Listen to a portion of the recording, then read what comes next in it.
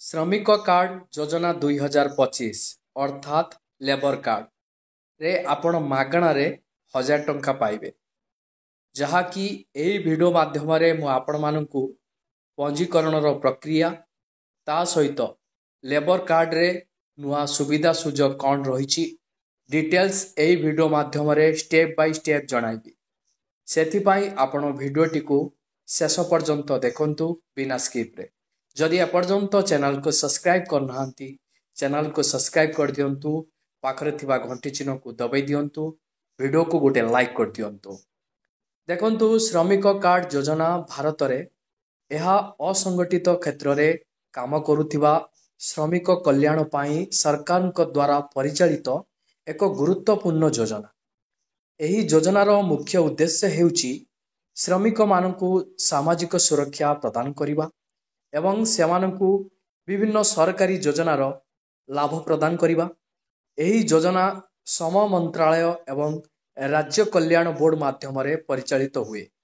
ଶ୍ରମ କାର୍ଡ ହେଉଛି ଅସଂଗଠିତ କ୍ଷେତ୍ରରେ କାମ କରୁଥିବା ଶ୍ରମିକମାନଙ୍କୁ ପ୍ରଦାନ କରାଯାଉଥିବା ଏକ ସରକାରୀ ଡକ୍ୟୁମେଣ୍ଟ। ଏହି କାର୍ଡ ଶ୍ରମିକଙ୍କ ଚିହ୍ନଟ ସହିତ ସେମାନଙ୍କ ସୁରକ୍ଷା, ଶିକ୍ଷା ଏବଂ ବିକାଶର ଯତ୍ନ ନିଏ। ଆସନ୍ତୁ ଜାଣିବା ଶ୍ରମିକ କାର୍ଡ ପାଇଁ ଯୋଗ୍ୟତା ମାନଦଣ୍ଡ ଏବଂ ଯୋଗ୍ୟତା କ'ଣ ରହିଛି। ଦେଖନ୍ତୁ, ଶ୍ରମ କାର୍ଡ ଯୋଜନା ପାଇବା ପାଇଁ କିଛି ନିର୍ଦ୍ଦିଷ୍ଟ ଯୋଗ୍ୟତା ମାନଦଣ୍ଡ ଅଛି। ଆବେଦନକାରୀଙ୍କ ବୟସ 18ରୁ 60 ବର୍ଷ ମଧ୍ୟରେ ହେବା ଉଚିତ। ଆବେଦନକାରୀ ନିର୍ମାଣ ଶ୍ରମିକ ଅର୍ଥାତ୍ ରାଜମିସ୍ତ୍ରୀ, ବଢ଼େଇ, ଚିତ୍ରକର, ଇଲେକ୍ଟ୍ରିସିଆନ୍, ପ୍ଲମ୍ବର, ୱେଲ୍ଡର କିମ୍ବା କୃଷି ଶ୍ରମିକ ଭଳି ଅସଂଗଠିତ କ୍ଷେତ୍ରରେ ଶ୍ରମିକ ହେବା ଉଚିତ। ମାସିକ ଆୟ 15,000 ଟଙ୍କାରୁ ଅଧିକ ହେବା ଉଚିତ ନୁହେଁ।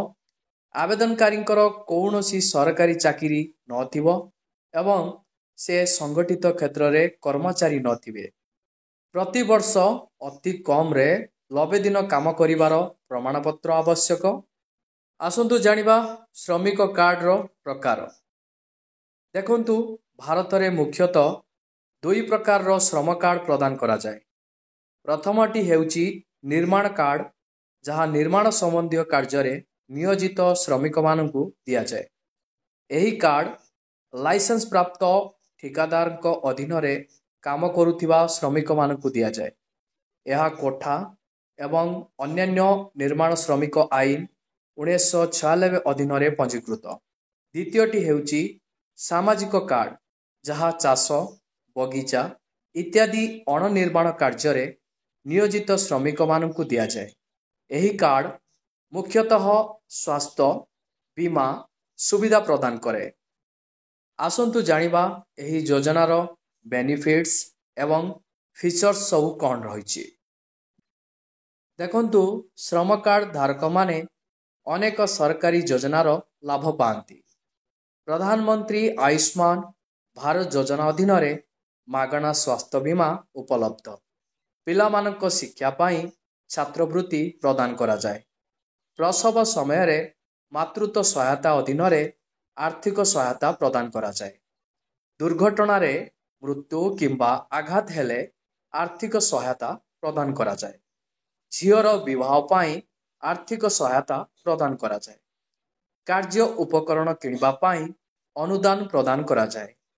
କିଛି ରାଜ୍ୟରେ ଆବାସ ଯୋଜନାର ଲାଭ ମଧ୍ୟ ଉପଲବ୍ଧ। ଆସନ୍ତୁ ଜାଣିବା ଏହି ଯୋଜନାରେ ଆପଣମାନେ ସାମିଲ ହେବା ପାଇଁ ଆପଣମାନଙ୍କର ଆବଶ୍ୟକତା ଡକ୍ୟୁମେଣ୍ଟସ୍ କ'ଣ ରହିଛି। ଅର୍ଥାତ୍ ଆପଣ ଲେବର କାର୍ଡ ଖଣ୍ଡେ କରିବା ପାଇଁ ଆପଣମାନଙ୍କ ପାଖରେ କେଉଁ ଜରୁରୀ ଡକ୍ୟୁମେଣ୍ଟସ୍ ଥିବା ଆବଶ୍ୟକ। ଦେଖନ୍ତୁ, ଶ୍ରମ କାର୍ଡ ପାଇଁ ଆବେଦନ କରିବା ସମୟରେ କିଛି ଗୁରୁତ୍ୱପୂର୍ଣ୍ଣ କାଗଜପତ୍ର ଆବଶ୍ୟକ। ଆଧାର କାର୍ଡ ହେଉଛି ସବୁଠାରୁ ଗୁରୁତ୍ୱପୂର୍ଣ୍ଣ କାଗଜପତ୍ର, ଯାହା ପରିଚୟ ପାଇଁ ଆବଶ୍ୟକ। ବ୍ୟାଙ୍କ ଆକାଉଣ୍ଟ ପାସବୁକ୍ ଏବଂ କପି ଆବଶ୍ୟକ। ପାସପୋର୍ଟ ଆକାରର ଫଟୋ ଆବଶ୍ୟକ। ରାସନ କାର୍ଡର ଏକ କପି ସଂଲଗ୍ନ କରିବାକୁ ପଡ଼ିବ। କାର୍ଯ୍ୟ ସମ୍ବନ୍ଧୀୟ ପ୍ରମାଣପତ୍ର କିମ୍ବା 90 ଦିନର କାର୍ଯ୍ୟ ପ୍ରମାଣପତ୍ର ଦେବାକୁ ପଡ଼ିବ। ନିର୍ମାଣ କାର୍ଯ୍ୟରେ ପୂର୍ବରୁ ଜଡ଼ିତ ଲୋକଙ୍କ ପାଇଁ ମଧ୍ୟ BOCW ପ୍ରମାଣପତ୍ର ବୈଧ। ସମସ୍ତ କାଗଜପତ୍ର ସ୍ପଷ୍ଟ ଏବଂ ସଠିକ୍ ହେବା ଉଚିତ। ଆସନ୍ତୁ ଜାଣିବା ଅନଲାଇନ୍ ଆବେଦନ ପ୍ରକ୍ରିୟା କ'ଣ ରହିଛି।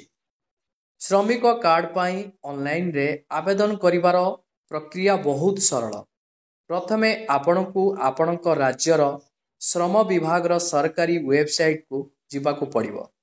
ସେଠାରେ ଆପଣଙ୍କୁ ନୂତନ ଶ୍ରମିକ କାର୍ଡ଼ ପଞ୍ଜୀକରଣ ବିକଳ୍ପ ମିଳିବ। ନାମ, ଠିକଣା, ମୋବାଇଲ ନମ୍ବର, ଆଧାର ନମ୍ବର ଇତ୍ୟାଦି ଆବେଦନ ଫର୍ମରେ ସମସ୍ତ ଆବଶ୍ୟକ ସୂଚନା ପୂରଣ କରିବାକୁ ପଡ଼ିବ। ସମସ୍ତ ଆବଶ୍ୟକ ଡକୁମେଣ୍ଟ ଅପଲୋଡ଼ କରିବାକୁ ପଡ଼ିବ। ମୋବାଇଲ ନମ୍ବର ଏବଂ ଇମେଲ ଯାଞ୍ଚ କରିବାକୁ ପଡ଼ିବ। ଫର୍ମ ଦାଖଲ କରିବା ପରେ ଆପଣଙ୍କୁ ଆବେଦନ ନମ୍ବର ମିଳିବ। ଅନଲାଇନ୍ରେ ଆବେଦନ କରିବାରେ କୌଣସି ସମସ୍ୟା ହେଲେ ନିକଟସ୍ଥ CSC କେନ୍ଦ୍ରରୁ ସାହାଯ୍ୟ ନିଆଯାଇପାରିବ। ଦେଖନ୍ତୁ, ଶ୍ରମ କାର୍ଡ଼ ଯୋଜନା ଅଣସଂଗଠିତ କ୍ଷେତ୍ରର ଶ୍ରମିକମାନଙ୍କ ପାଇଁ ଏକ ଗୁରୁତ୍ୱପୂର୍ଣ୍ଣ ଯୋଜନା, ଯାହା ସେମାନଙ୍କୁ ସାମାଜିକ ସୁରକ୍ଷା ପ୍ରଦାନ କରେ। ଏହି ଯୋଜନା କେବଳ ସ୍ୱାସ୍ଥ୍ୟ ବୀମା ପ୍ରଦାନ କରେ ନାହିଁ, ବରଂ ଶିକ୍ଷା, ପ୍ରସୂତି ସୁବିଧା ଏବଂ ଅନ୍ୟାନ୍ୟ ଅନେକ ସୁବିଧା ମଧ୍ୟ ପ୍ରଦାନ କରେ। ଯେଉଁମାନେ ଏହି ଯୋଜନା ପାଇଁ ଯୋଗ୍ୟ, ସେମାନେ ଯଥାଶୀଘ୍ର ଆବେଦନ କରିବା ଉଚିତ, ଯାହାଦ୍ୱାରା ସେମାନେ ସରକାରୀ ଯୋଜନାର ପୂର୍ଣ୍ଣ ଲାଭ ନେଇପାରିବେ।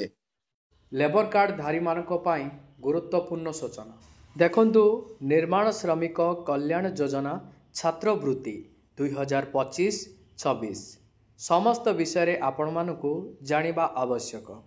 ନିର୍ମାଣ ଶ୍ରମିକ ଯୋଜନା 2025-26 ପାଇଁ ST, SC, OBC, SCBC, general, EBC ସମ୍ପ୍ରଦାୟ ପାଇଁ ଛାତ୍ରବୃତ୍ତି ଓଡ଼ିଶା ସରକାରଙ୍କ ଶ୍ରମ ଏବଂ ESI ବିଭାଗ ଦ୍ୱାରା ସାଧାରଣ ST, SC, OBC, SCBC, EBC ଛାତ୍ରଛାତ୍ରୀମାନଙ୍କୁ ପ୍ରଦାନ କରାଯାଉଥିବା ଏକ ସୁଯୋଗ।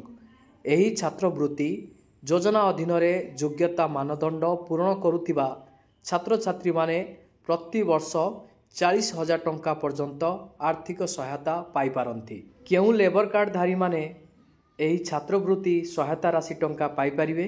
ଯୋଗ୍ୟତା କ'ଣ ରହିଛି? ଯୋଗ୍ୟତା 1. ଆପଣ ଓଡ଼ିଶା ରାଜ୍ୟର ସ୍ଥାୟୀ ବାସିନ୍ଦା ହେବା ଆବଶ୍ୟକ। ଯୋଗ୍ୟତା 2. ସାଧାରଣ ST, SC, OBC, SCBC, EBC ବର୍ଗର ଅନ୍ତର୍ଭୁକ୍ତ ଲୋକମାନେ ଏହି ଛାତ୍ରବୃତ୍ତି ଆର୍ଥିକ ସହାୟତା ରାଶି ପାଇପାରିବେ। ଯୋଗ୍ୟତା 3. ବିଭିନ୍ନ ବର୍ଗର ମେରିଟ୍ ସ୍କଲାରସିପ୍ ପାଇଁ ପୂର୍ବ ଯୋଗ୍ୟତା ପରୀକ୍ଷାରେ ସର୍ବନିମ୍ନ 60% ନମ୍ବର ରହିଥିବା ଆବଶ୍ୟକ। ଆପଣମାନେ ଶିକ୍ଷାଗତ ସହାୟତା ରାଶି ଆପଣ ତେବେ ପାଇପାରିବେ ଯେତେବେଳେ ଆପଣମାନଙ୍କର ଲେବର କାର୍ଡ଼ଟି 1 ବର୍ଷ ପୂରଣ ହୋଇଯାଇଥିବ।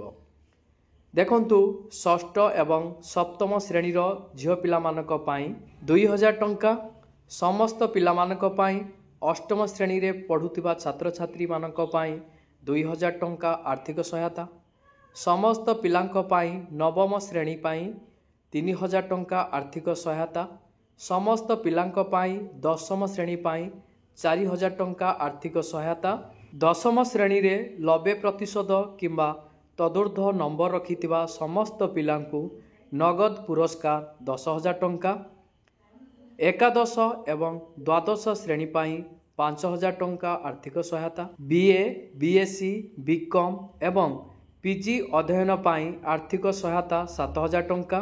ଦେଖନ୍ତୁ, ଆପଣଙ୍କ ପିଲାମାନେ ଯଦି ସରକାରୀ କଲେଜରେ BTech, BCA, MBA, BArch, MArch, MTech, MCA, B Pharma, hotel management ଏବଂ କ୍ୟାଟରିଂ ସେବା, ଚିକିତ୍ସା କ୍ଷେତ୍ରରେ ପାଥୋଲୋଜି, ଆୟୁର୍ବେଦିକ ଏବଂ ହୋମିଓପାଥିରେ ଅନ୍ତର୍ଭୁକ୍ତ ରହି ଶିକ୍ଷା ଅର୍ଜନ କରୁଥାନ୍ତି, ତାହେଲେ ଆର୍ଥିକ ସହାୟତା ରୂପେ ଆପଣମାନଙ୍କୁ 40,000 ଟଙ୍କା ମିଳିବ।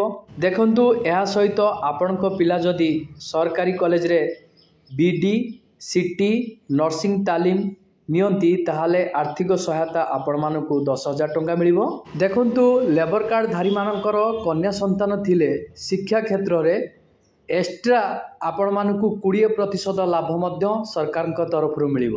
ଲେବର କାର୍ଡ଼ଧାରୀ ପିଲାମାନଙ୍କୁ ଶିକ୍ଷା କ୍ଷେତ୍ରରେ ଆର୍ଥିକ ସହାୟତା ପାଇବାକୁ ହେଲେ ଏହିସବୁ ଡକୁମେଣ୍ଟସ୍ ଜରୁରୀ। 1ରେ ଛାତ୍ରଙ୍କ ଆଧାର କାର୍ଡ଼, 2ରେ ପିତାମାତାଙ୍କ ଆୟ ପ୍ରମାଣପତ୍ର, 3ରେ ଛାତ୍ରଙ୍କ ଆବାସ ପ୍ରମାଣପତ୍ର, 4ରେ ବ୍ୟାଙ୍କ ଶାଖାର ଆକାଉଣ୍ଟ ନମ୍ବର ଏବଂ IFSC କୋଡ଼୍ ସହିତ ବ୍ୟାଙ୍କ ଆକାଉଣ୍ଟ ପାସବୁକ୍ର ଜେରକ୍ସ କପି, 5ରେ ଜଣେ ଛାତ୍ରଙ୍କ ପାସପୋର୍ଟ ଆକାରର ଫଟୋଗ୍ରାଫ, 6ରେ ଛାତ୍ରଙ୍କ କଲେଜ ପରିଚୟପତ୍ର, 7ରେ ଯୋଗ୍ୟତା ପରୀକ୍ଷଣର ମାର୍କସିଟ୍। ଦେଖନ୍ତୁ, ଏହି ଭିଡ଼ିଓଟି କେବଳ ସାଧାରଣ ସୂଚନା ପାଇଁ। ଏହା ଏକ ଉଦ୍ଦେଶ୍ୟ ସହିତ ଭିଡ଼ିଓଟି ପ୍ରସ୍ତୁତି ହୋଇଛି। ଶ୍ରମ କାର୍ଡ଼ ଯୋଜନାର ନିୟମ ଏବଂ ସୁବିଧା ବିଭିନ୍ନ ରାଜ୍ୟରେ ଭିନ୍ନ ହୋଇପାରେ। ଆବେଦନ କରିବା ପୂର୍ବରୁ ଆପଣଙ୍କ ରାଜ୍ୟର ଶ୍ରମ ବିଭାଗର ସରକାରୀ ୱେବସାଇଟ୍ ପରିଦର୍ଶନ କରନ୍ତୁ ଏବଂ ସମସ୍ତ ନିୟମ ଏବଂ ସର୍ତ୍ତାବଳୀ ବିଷୟରେ ସମ୍ପୂର୍ଣ୍ଣ ସୂଚନା ପାଆନ୍ତୁ। ଯେକୌଣସି ପ୍ରକାରର ସମସ୍ୟା ପାଇଁ ନିକଟସ୍ଥ ଶ୍ରମ କାର୍ଯ୍ୟାଳୟ ସହିତ ଯୋଗାଯୋଗ କରନ୍ତୁ।